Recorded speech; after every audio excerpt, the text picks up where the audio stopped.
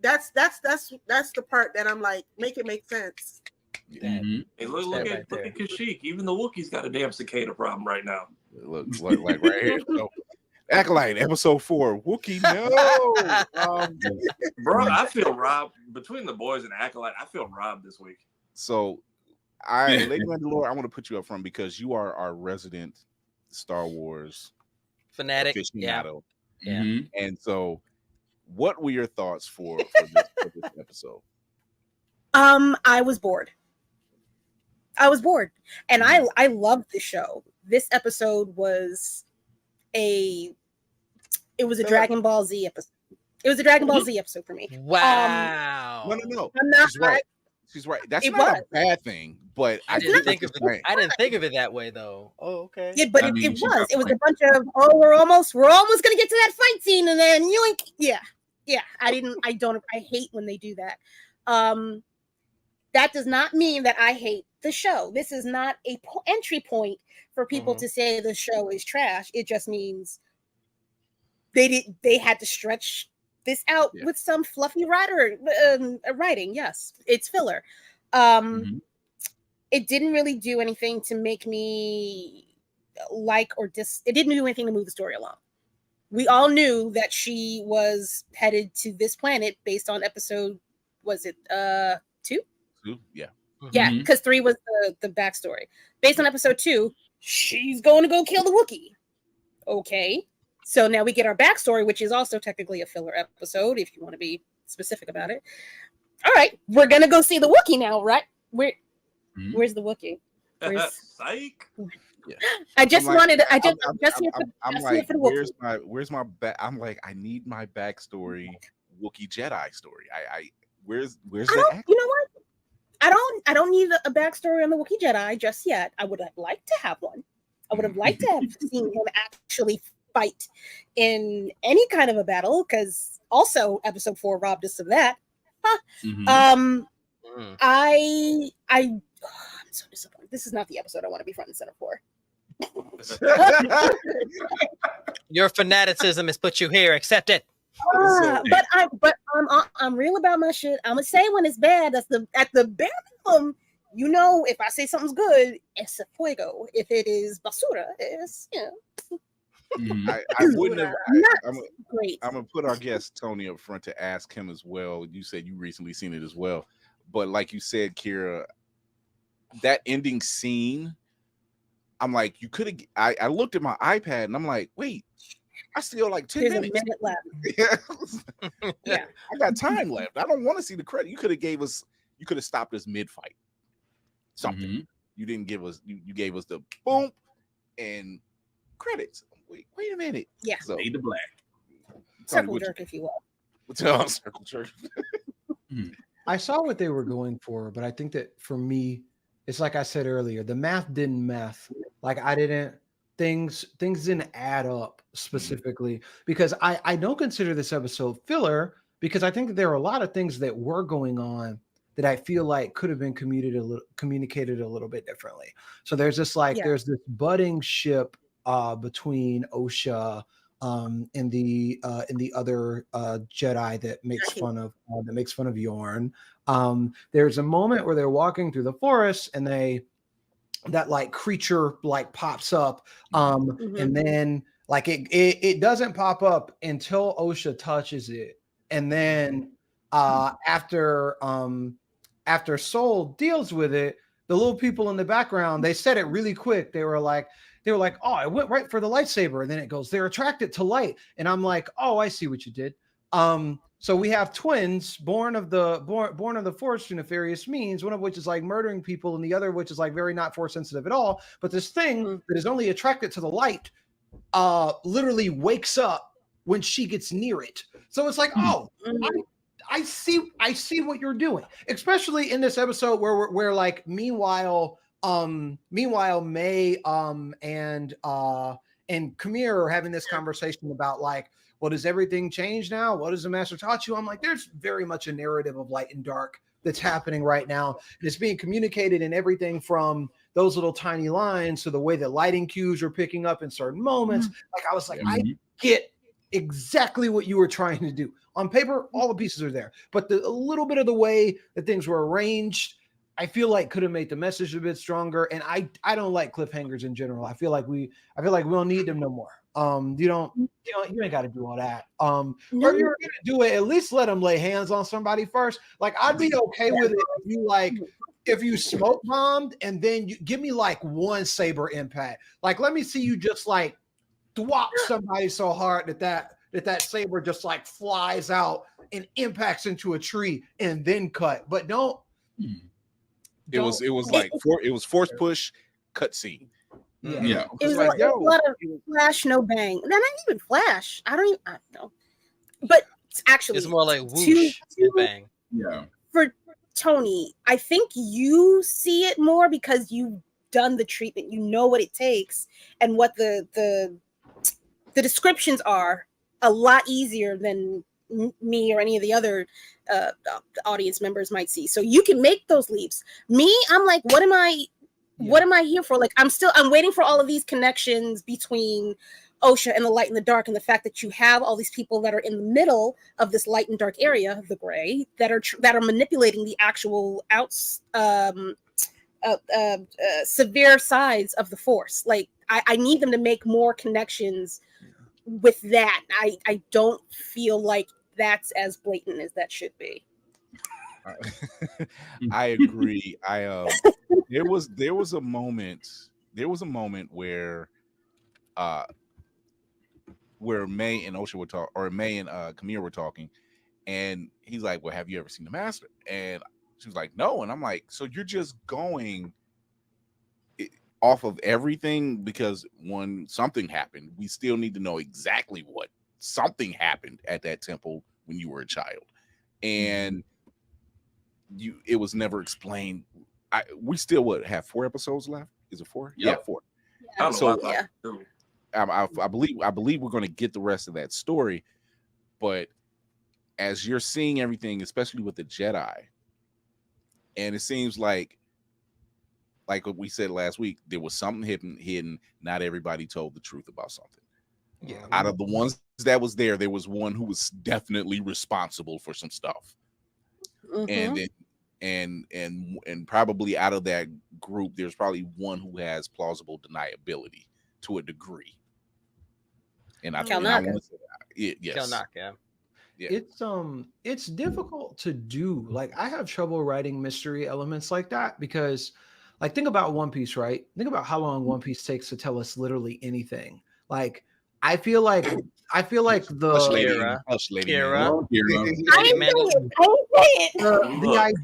identity, purpose, and nature of the Gorosei, I think took like quite literally 15 years. And people were just like, on like, hey man, we'll get there when we get there. It's always difficult to know like when to do what. Here's what I'll say: we're 4 episodes in. Is anybody else clocking that the Master is a woman and is one of the Jedi leaders that were around the boardroom table at the beginning of the episode? Like if we all agreed that's what it is. My money's on Green Lady, but I feel like that'd be too obvious. Yeah, it is the Key Lime Jedi. I think it is her. The Key Lime. I don't think it's her, only because she's the frame of whoever the dark side person is a lot slimmer. She's a lot broader. I see. In the chest area. This person is who they keep saying it's he, which immediately lets me know it's a she. Her frame is different. It's somebody else. It could be Inara. I was thinking Indara, right? Yeah. It was why the Wookiee seemingly died without a fight. Mm-hmm. It would have to be someone familiar to that him. was definitely my rug pulled out from under me moment, because I'm like, yo, wait, there was no sign of struggle at all. There was no sign of a fight. It was no sign. In the flashback episode, we see what Soul is doing when everything gets burned up, and we see what the dude with the scar that drank the poison was doing when everything gets blown up. But I need to go back. Yeah, Torben. I need to go back and review. I don't know that we saw Indara that night. We didn't see Also- Indara, We were and we missing didn't two of see them. Kel Naka. We didn't see either one. Also, So- the Wookiee he didn't get attacked from behind. He got attacked directly in front. In So front, he had to at least be in close proximity to her as well. Mhm. So it was somebody he wasn't threatened by. And nobody sensed their presence when they walked up. Yeah. like Somebody they didn't familiar. somebody familiar, like they didn't deem them a threat or something. Yeah. Whoopie, what do you think, Whoopie? Yeah, Whoopty. Yeah, it's your turn now. Yeah. I felt it was short. I'm the one that was yelling filler in the comments.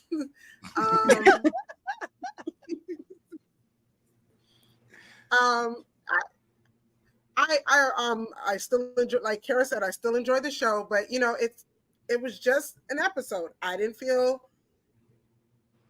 I wasn't compelled in any way. There wasn't a punch. There wasn't a punch other than the punch in the gut about taking out Kanaka with no. Right. The other thing that bothered me was May's switch. It just seemed like all of a sudden I'm so angry about everything, and now I'm not. Yeah.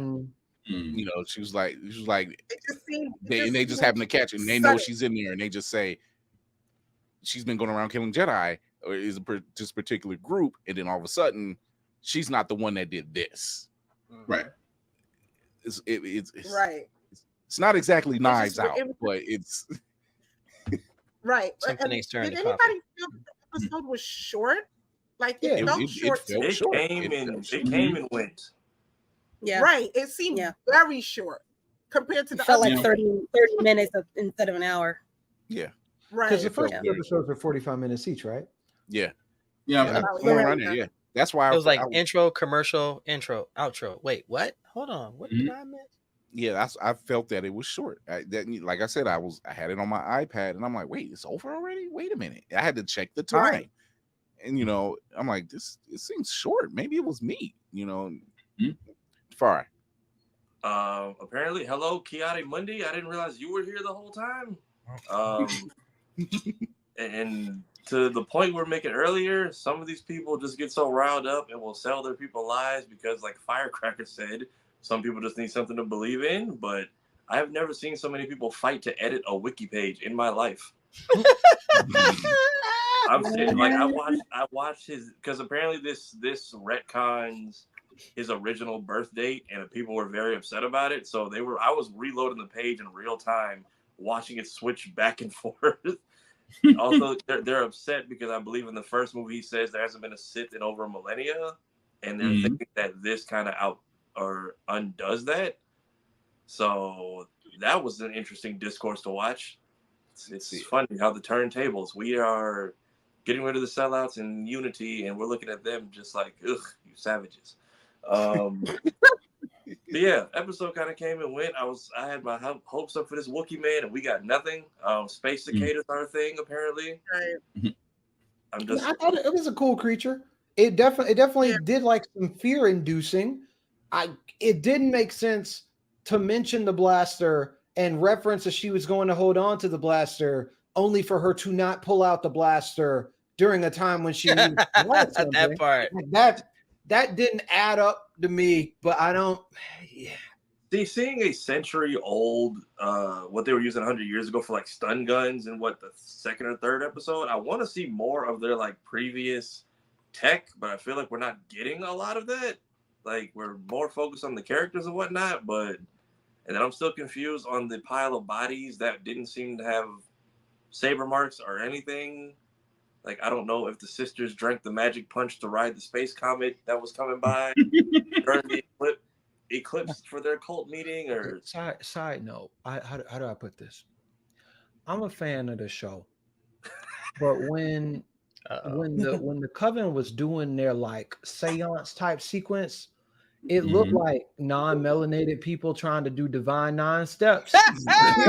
And I was like, where's the choreographer for this? Because we are not one band, one sound right now.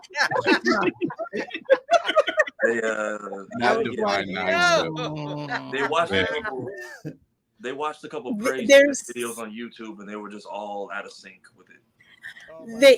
There was an explanation because I'm a nerd. They were trying to have a multitude of cultures being expressed in that one particular scene. That's not how that works. Well, I mean, it creates a mush sometimes. It creates like a messy soup. Right. Yeah. Maybe Out of all those photos they brought on there, nobody had rhythm. Nope. Maybe the rhythm is why Nobody except for the person that was doing the organizing. Mother Anastasia, she's the only one. She's like, I can't help all of y'all while I'm up here. I can't do both. Maybe the all is why Homegirl's evil. You ever mess up a quick time event in a video game and now you got 1,000 wrong telltale choices? Oh, wow. Flashback. Damn. I have a question because you all seem like you'd be able to have an answer for this. When we see the Wookiee at the beginning of the episode, when we show like the inside of their place, we see that spiral symbol. That's the same symbol that was put on May's head during the ceremony the week prior. And I didn't know what was going on. I didn't know. I didn't know. None of my lore. I see the wheels turning in her head, so go ahead. I think there's going to be an explanation for that in the next episode, which you could have done that shit in this one. And I think Kalnaka went back to that planet and did some investigating himself, possibly. He's tethered to that planet for something. Like he either went back or had a conversation with somebody. Because they said he pretty much went into to the outside eye. He pretty much went into self exile. And I was asking myself, I said, what is with the self exile? And I was like you, Kira. I'm like, nah, this got to be something else. He saw it. He found the Chapter Black videotape and he watched it. I gotta go. I'm wondering if this is the reason we haven't had a Wookiee Jedi since. It's like every time we give y'all one of our kids, they don't come home. So no, thank you. We will stay here. We need Ewok Jedi, like just like a cracked up, please, like a cracked up caffeine addicted hedgehog. I'm just saying, like Yoda has. I wouldn't mind seeing it because look, we already know they could take out stormtroopers with no problem. And by the way, I think they were eating them. So that's a whole nother thing. Yoda has the hops and all the levitation. Give me somebody who's like Sonic the Hedgehog fast. Yeah, with the lightsaber, I'd do it. Slicing at everybody's ankles is just. When you walk in the room, stormtroopers, everybody's Achilles is just done. Oh my gosh! You got to fight me at eye level now, kid. So Spartan, what do you think?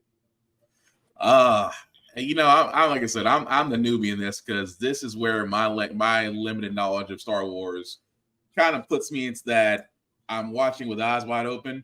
I agree with Kira because I the one time I agree with Kira, even though One Piece is not a cult, it's with a cult with jackets, by the way. Here we go. No, it didn't feel like a Dragon Ball Z episode because it did kind of build up toward the end. You did see, I call her the helmeted one. I didn't actually get the name of it. They did get the name of the person, but the person that walked up at the end. Here's how you know it's going to be a badass scene. When this person with a helmet on and nobody knows who this person is and just walking up on them says nothing, but a lightsaber pops out and then decides to go to work. That's where I got mad because I was like, and we fade to black. Really? Yeah. Circle jerk. You just show the fact that no words was said, but hands were about to be thrown, and then credits. I'll give it to him. It's a hell of a way to tease people, but I was like, I wanted more. Not necessary. I was hoping for like more than a push. Like if anybody's ever watched the OG Clone Wars show, when Ventress was just treating Anakin's entire platoon like playthings. She was drowning them, crushing helmets, wrapping people in Tarzan ropes, smashing them into Kira, you didn't watch it. Stop it. Mace,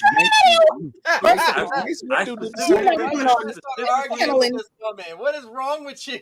I specifically remember saying 30 minutes in, I hate this and I'm turning it off.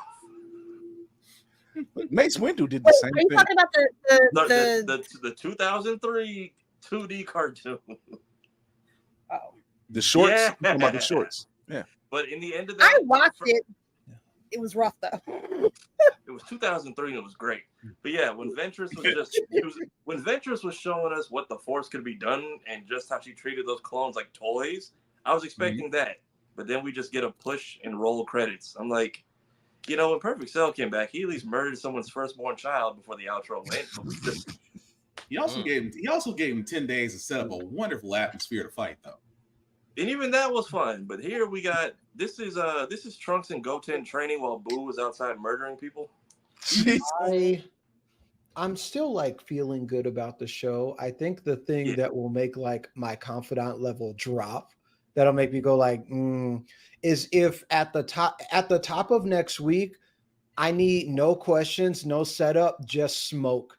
I need smoke. I need right out the heat. gate. Because if next Tuesday I show up at 9:00 Eastern and you cut to the end of the fight where all the Jedi are laid out and everybody's and May's just there and sees the master, and the master's like, "You dare think of betraying me?" And then we cut to the credits or something like that. I'm gonna be like, don't do that. If you build up to the smoke, I need bodies. Him, her, him. I need it. I need to see it happen. Don't do it. I need to see it. Yeah, I'm at this point, y'all have been cops for the last 4 episodes. Get with the brutality and jump this person.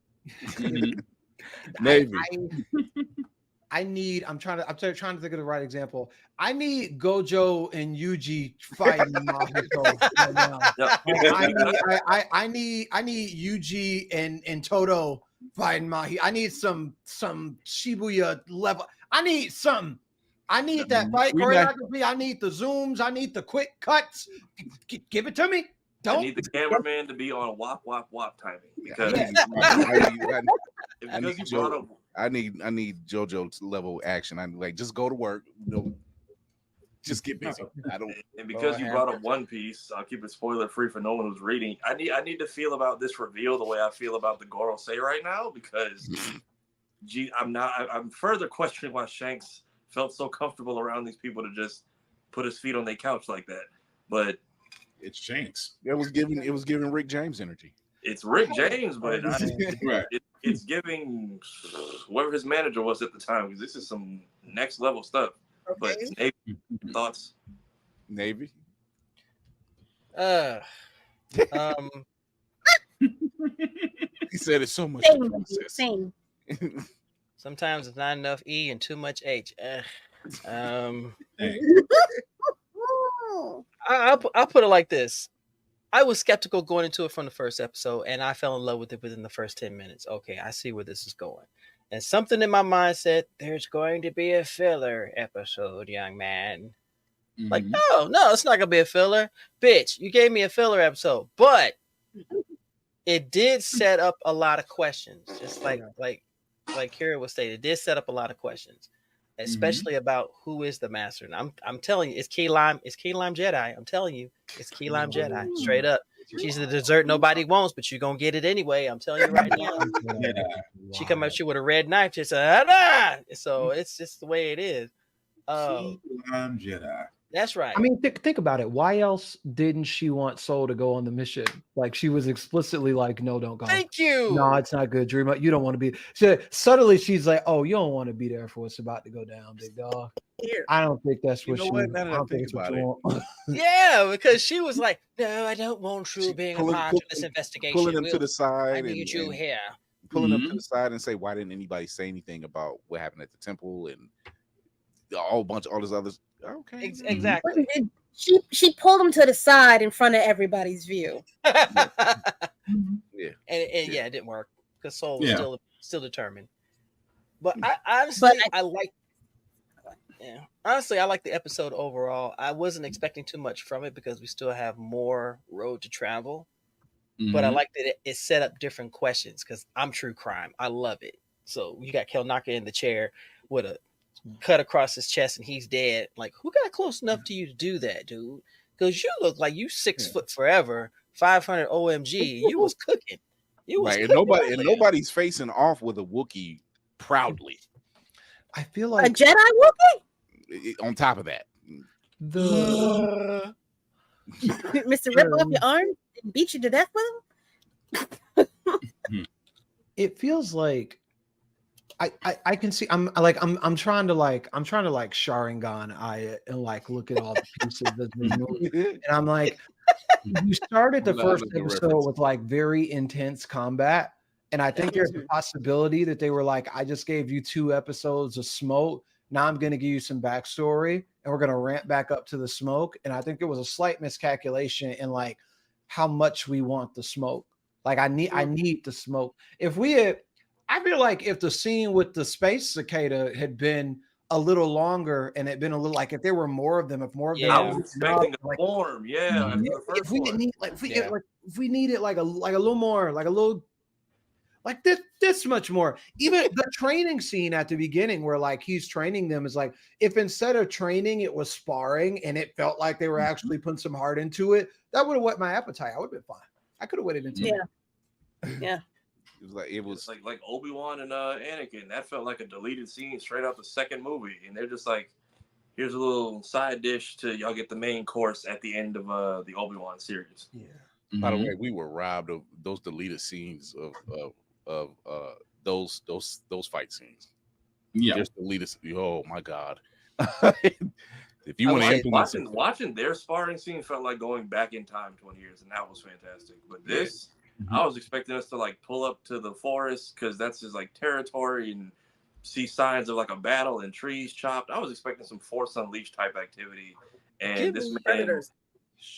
Like hopping from trees and what? And we got the fin treatment. All right, what am I doing on set? Just lay right here and just don't move. Okay, right. Action. Wow. Give me first episode of Windbreaker. Just give me first episode of Windbreaker. Straight heat, straight violence, straight smoke. I need to watch it. I've been on Kaiju number 8. Bruh. Kaiju number 8 is but no time. Windbreaker no time. Windbreaker's go straight to him. You got 7 minutes into that episode, and there was nothing but bodies everywhere. He was laying them out. You know how you can go make you a quick sandwich or something and got the TV playing so you hear? No. You can't do that. You can't you can't go get you a glass of Kool-Aid. You can't do nothing. You just gotta sit there because they're going right. I haven't started yet. I like the show. I feel like if there is a low point in our 8-episode run, it's like this one. I'm hoping I'm right. I'm hoping that this will be the lowest episode and everything's up from here because I need to like Tony said. I ain't trying to see a bunch of bodies opening credits and the last person struggling. No, I want to see people. I need to see people get dropped. I need to see the cops try to jump this person who's technically done nothing yet, but still they all get dropped anyway. Right. Let's get Michael Myers versus the Mob, even though Busta Rhymes and karate is enough to take you down. Apparently. Cinematic cassette. Yeah, I want to hear what Mayhem has to say about this. I've been waiting. Oh, well, see, here's the thing. We are close to time. That's number one. And two, I've had limited, like, me time this week. And the time that I did have, I've been in the gym singing, Unbig My Back, Stay Up and Hear Me Again. So I'm not actually caught up. So I relinquish the floor to the panel. Cool. Thank you for your motivation. Well, if that wasn't a Russell Simmons pass off. Thank you for coming. God bless and good night. Right. In other words, Mayhem said, "Do what you do. I'll do what I need to do."